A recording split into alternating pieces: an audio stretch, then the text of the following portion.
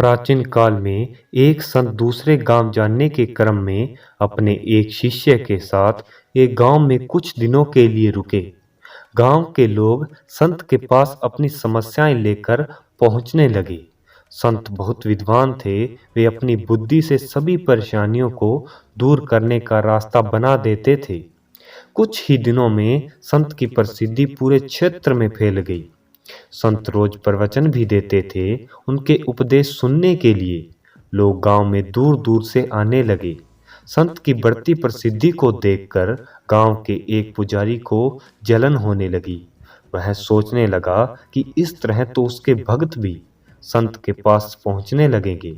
पुजारी जलन की वजह से संत को अपना शत्रु मानने लगा था। पुजारी ने संत की छवि खराब करना शुरू कर दिया।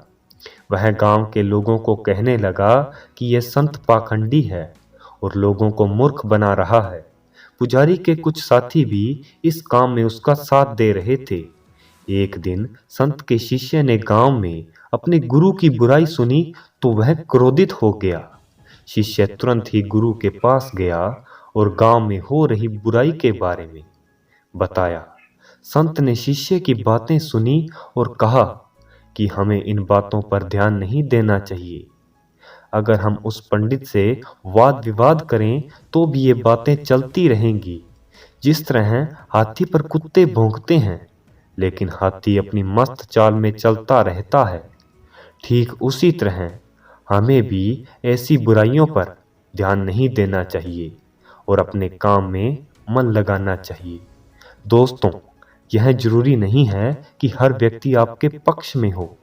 समाज में कुछ लोग हमारे पक्ष में होते हैं तो कुछ विपक्ष में भी होते हैं।